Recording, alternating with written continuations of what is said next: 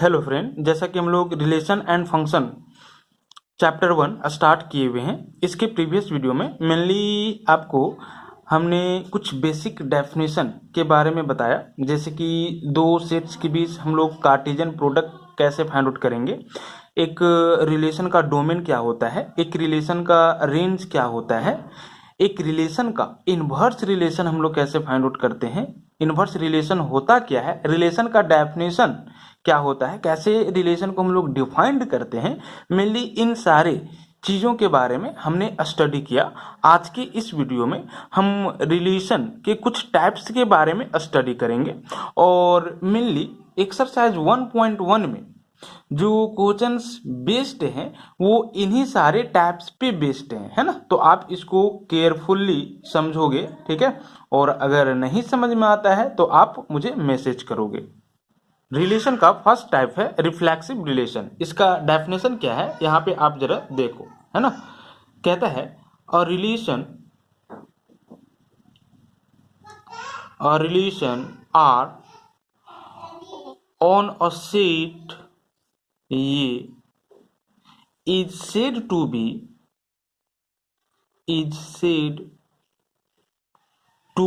reflexive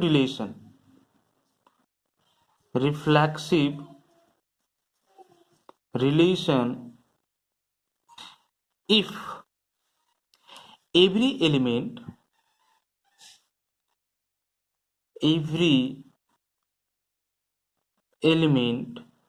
of ये is related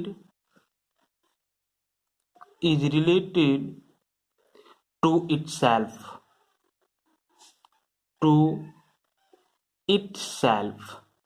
thus R is reflexive if and only if ordered pair ये belongs to R for all ये belongs to set ये। कहता है कि एक रिलेशन आर जो कि सेट ये में डिफाइंड हुआ है ना। दैट मीन्स एक रिलेशन आर है जो कि सेट ये से ये में ही डिफाइंड हुआ है ना। तो इस केस में इस रिलेशन आर को हम लोग रिफ्लेक्सिव रिलेशन बोलेंगे यदि ये का हर एक एलिमेंट खुद से ही क्या किए हुए हो, रिलेटेड हो, है ना। If and only if every element of ये will be related to itself. ये का यदि हर एक एलिमेंट खुद से क्या हो, रिलेटेड हो, तो उस केस में आर को हम लोग क्या बोलेंगे, रिफ्लेक्सिव रिलेशन बोलेंगे सेट ये में, है ना।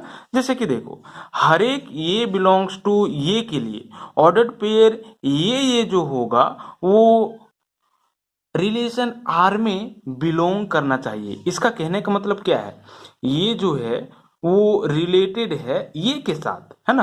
दैट मीन्स ये खुद के साथ क्या है, तो रिलेशन आर से रिलेटेड है ना। और ये कुछ भी हो सकता है, हर एक एलिमेंट स्मॉल ये बिलोंग्स टू कैपिटल ये के लिए अगर वो खुद से क्या कर रहा हो, रिलेट कर रहा हो, तो उस केस में हम लोग आर को क्या बोलेंगे, रिफ्लेक्सिव रिलेशन बोलेंगे, है ना।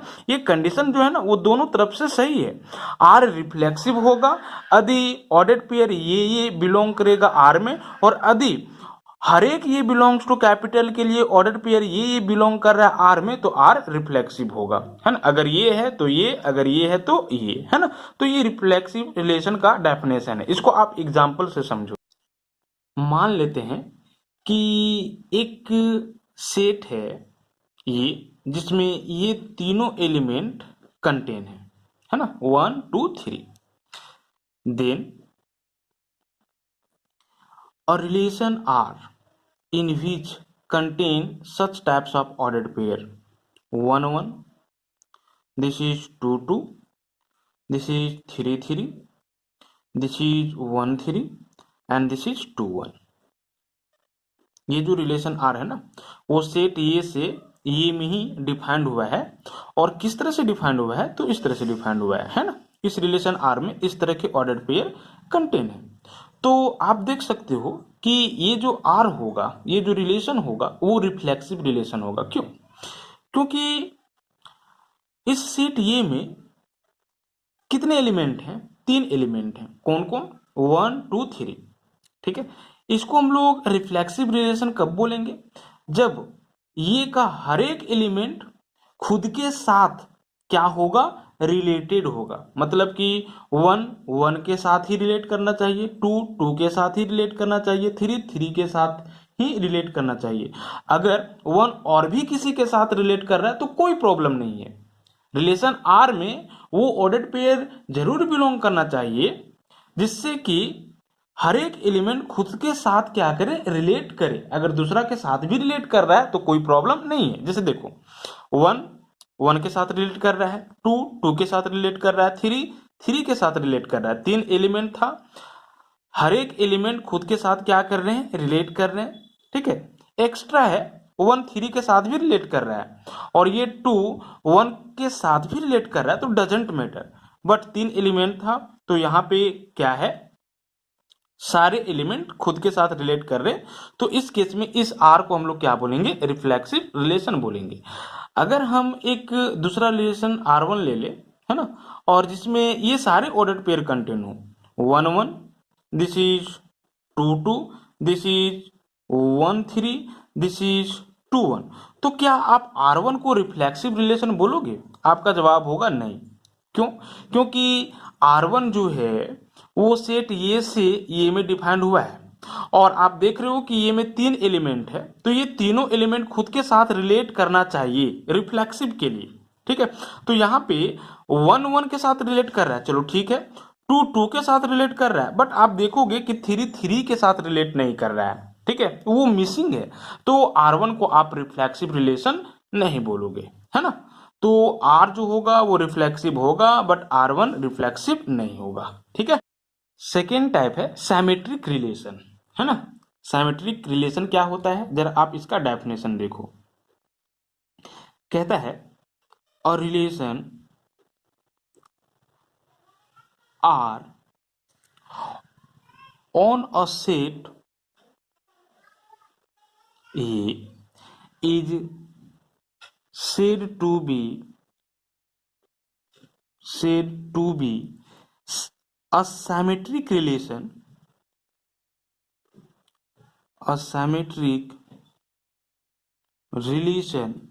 if and only if ordered pair AB belongs to R implies ordered pair BA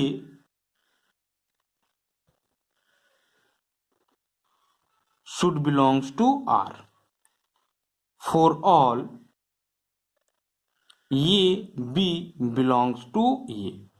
That is, if A is related to B implies B should also related to A for all A B belongs to set A. कहता है कि एक relation R जो कि set ये में defined हुआ है, दैट मीन्स एक रिलेशन R है जो कि ये से ये में ही डिफाइंड हुआ है, तो इस रिलेशन R को हम लोग साइमेट्रिक रिलेशन बोलेंगे सेट ये में। तब और तभी बोलेंगे यदि ऑर्डर्ड पेयर ये भी R में बिलोंग कर रहा हो, इम्प्लाइज ऑर्डर्ड पेयर बी भी R में बिलोंग करे, हर एक ये भी बिलोंग्स टू ये के लिए। दैट मीन्स अगर ये रिलेटेड हो बी के साथ तो बी भी रिलेटेड होना चाहिए ये के साथ। समझ रहे हो ना? अगर ऑर्डर्ड पेयर ये भी बिलोंग कर रहा है रिलेशन आर में तो रिलेशन आर में ही ऑर्डर्ड पेयर बी ए भी बिलोंग करना चाहिए, हर एक ये भी बिलोंग्स टू सेट ये के लिए। अगर ऐसा हो तो हम लोग रिलेशन आर को सेट ये में सैमेट्रिक रिलेशन बोलेंगे। ये सैमेट्रिक है ना, ये भी बी सिमेट्रिक। अगर ये भी बिलोंग कर रहा है आर में तो बी ए को भी बिलोंग करना होगा आर में। हर एक ये भी बिलोंग्स टू सेट ए के लिए। अगर ऐसा नहीं होता है तो हम लोग दिए हुए रिलेशन को सिमेट्रिक रिलेशन नहीं बोलेंगे, है ना। इसको भी आप एग्जाम्पल से जरा समझो। जरा देखो, आप यही एग्जाम्पल लो, एक सेट ये ले लो जिसमें ये तीनों एलिमेंट कंटेन है ना। तो क्या आप इस रिलेशन आर को सिमेट्रिक रिलेशन बोलोगे? जरा देखो, 1 1 ऑर्डर्ड पेयर इसमें बिलोंग कर रहा है, ठीक है। ये 1 1 बिलोंग कर रहा है, मतलब कि अगर ऑर्डर हम चेंज कर दें तब भी कोई प्रॉब्लम नहीं है, 1 1 ही होगा, है ना। इसको हम यहाँ पे ले लेते हैं और इसको हम लोग यहाँ पे ले लेते हैं, तब भी 1 1 ही आएगा। तो इसमें तो कोई दिक्कत नहीं है, इसमें भी कोई दिक्कत नहीं, इसमें भी कोई दिक्कत नहीं है। 1 3 बिलोंग कर रहा है आर में, क्या 3 1 बिलोंग कर रहा है आर में, है ना। 1 रिलेटेड है 3 से, क्या 3 रिलेटेड है 1 से? तो नहीं, है ना। 1 3 बिलोंग कर रहा है बट 3 1 बिलोंग नहीं कर रहा है इसमें, तो हम लोग इसको साइमेट्रिक रिलेशन नहीं बोलेंगे, है ना। अब जरा देखो, हम लोग क्या कर देते हैं ना, यहाँ पे 3 1 कर देते हैं कुछ इस तरह से, ठीक है। ऑर्डर पेयर 1 3 बिलोंग कर रहा है आर में, तो आप देख सकते हो कि 3 1 भी बिलोंग कर रहा है आर में। बाकी ठीक है, अगर यहाँ पे हम लोग देखें ऑर्डर चेंज करते हुए राइट डाउन करें तो फिर यही ऑर्डर पेयर आ जाएगा, समझ रहे हो ना। तो ये सब तो बिलोंग कर रहा है, अगर 3 3 है तो 3 3 भी है, समझ रहे हो। अगर 2 2 है तो ये 2 2 भी है इसमें, ठीक है। तो इस केस में ये सिमेट्रिक हो जाएगा, ठीक है। ये सिमेट्रिक है तो ये सिमेट्रिक नहीं है ना। इसमें तो हम लोग चेक करेंगे ही नहीं, ठीक है, चूंकि 1 1 तो 1 1 है, 2 2 ये 2 2 है, समझ रहे हो ना। बट 1 3 नॉट 3 1, 2 1 नॉट 1 2, समझ रहे हो। तो ये सिमेट्रिक रिलेशन नहीं होगा। अब जरा आप रिलेशन का थर्ड टाइप ट्रांजिटिव रिलेशन को समझो, है ना। इसका डेफिनेशन क्या है इसको समझो। कहता है लेट ये बी एनी सेट और relation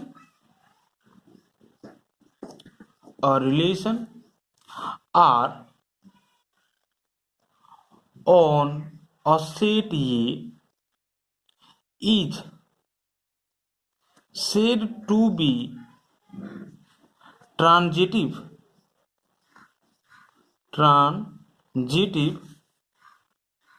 relation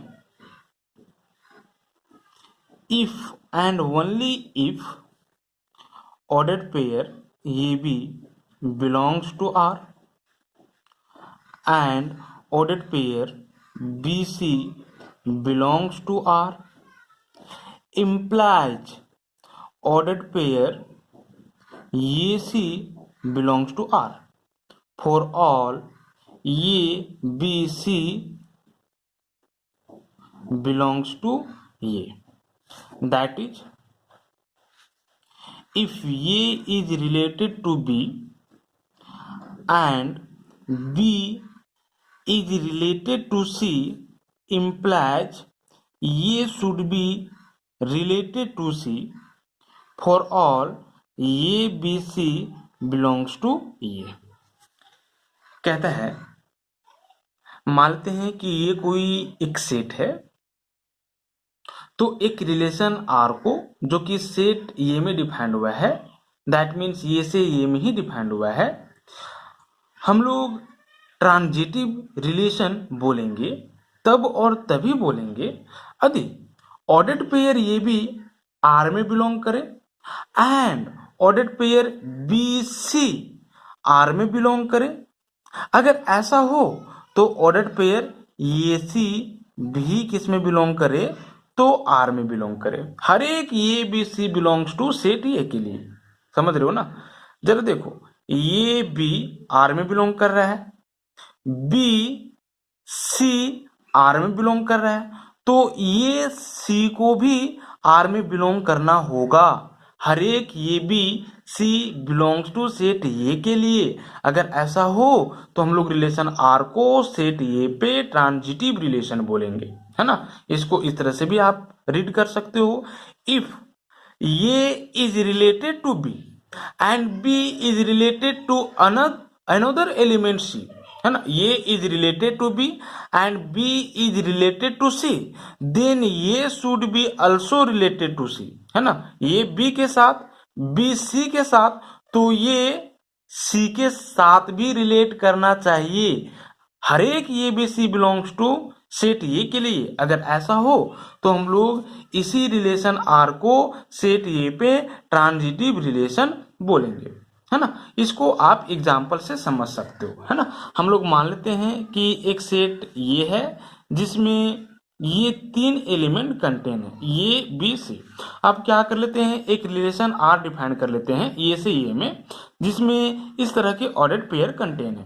this is A B, this is B C and this is A C, है ना। यहां पे आप देख सकते हो कि ये ट्रांजिटिव रिलेशन होगा। क्यों होगा, जरा देखो, इस रिलेशन आर में ऑर्डर्ड पेयर ए भी बिलोंग कर रहा है, ordered pair B C belong कर रहा है और ऑर्डर्ड पेयर ए सी भी बिलोंग कर रहा है ना। ये बी के साथ रिलेट कर जा रहा है, बी किसी तीसरा एलिमेंट सी के साथ रिलेट कर रहा है, तो पहला एलिमेंट तीसरा एलिमेंट के साथ भी रिलेट कर रहा है। ये बी के साथ, बी सी के साथ, तो ये सी के साथ भी रिलेट कर रहा है, तो इसको आप क्या बोलोगे, ट्रांजिटिव रिलेशन बोलोगे, है ना।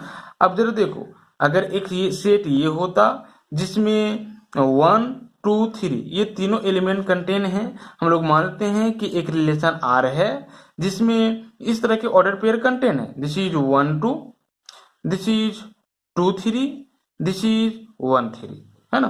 तो ये जो रिलेशन आर होगा वो ट्रांजिटिव होगा कि नहीं, तो होगा। अब देख सकते हो कि ऑर्डर पेयर 1 2 बिलोंग कर रहा आर में और 2 3 भी बिलोंग कर रहा आर में, और आप देख सकते हो कि 1 3 भी आर में बिलोंग कर रहा है। 1 2 के साथ रिलेट हो रहा था, 2 किसी तीसरे एलिमेंट 3 के साथ रिलेट हो रहा है, तो फर्स्ट एलिमेंट भी तीसरे एलिमेंट के साथ क्या कर रहा है, रिलेट कर रहा है। तो इस केस में आप इसको क्या बोलोगे, ट्रांजिटिव रिलेशन बोलोगे, है ना। अब जरा आप रिलेशन के 4 टाइप्स एंटीसिमेट्रिक रिलेशन के बारे में समझो, है ना। इसका डेफिनेशन क्या है, कहता है लेट ये बी एनी सेट, मान लेते हैं कि ये कोई सेट है, A relation R on set A is said to be anti-symmetric relation if and only if ordered pair AB belongs to R and ordered pair BA belongs to R implies A is equal to B for all A B belongs to set A, है ना। जरा देखो कहता क्या है, कहता है कि मान लो कि ये कोई एक सेट है और एक रिलेशन R जो है वो इस सेट पे डिफाइंड हुआ है ना। तो इस रिलेशन R को आप एंटी साइमेट्रिक रिलेशन बोलोगे तब और तभी बोलोगे जब ऑर्डर्ड पेयर ये भी आर में बिलोंग करे और ऑर्डर्ड पेयर बी ये भी आर में बिलोंग करे, ठीक है। अगर ऐसा हो तो ये इज इक्वल टू बी होना चाहिए, हर एक ये भी बिलोंग्स टू सेट ए के लिए। जरा देखो, ये भी आर में बिलोंग कर रहा है, बी ए आर में बिलोंग कर रहा है, इम्प्लाइज ये इज इक्वल टू बी है। इसका कहने का मतलब क्या है, ये और बी दोनों बराबर है, समझ रहे हो ना, दोनों एक ही एलिमेंट है, ठीक है। तो आप इसको इस तरह से भी बोल सकते थे, अगर ऑर्डर पेयर ये भी बिलोंग कर रहा है आर में तो ऑर्डर पेयर बी ए बिलोंग नहीं करना चाहिए आर में, फॉर ऑल ये भी बिलोंग्स टू ए के लिए। तो इस केस में भी आप इसको क्या बोलोगे, एंटी साइमेट्रिक रिलेशन बोलोगे। और एक्चुअली में एंटी साइमेट्रिक रिलेशन जो है वो साइमेट्रिक रिलेशन का जस्ट उल्टा है, ठीक है, अपोजिट।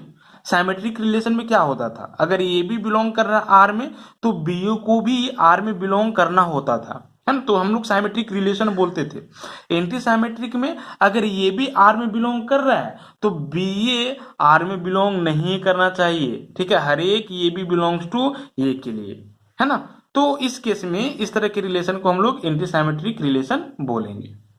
तो आज हमने रिलेशन के डिफरेंट टाइप्स के डेफिनेशन के बारे में स्टडी किया, विथ एग्जाम्पल हमने समझा, है ना। नेक्स्ट वीडियो में हम NCERT बुक के एक्सरसाइज 1.1 में कंटेन हर एक क्वेश्चन के सॉल्यूशन के बारे में स्टडी करने वाले हैं। Thank you.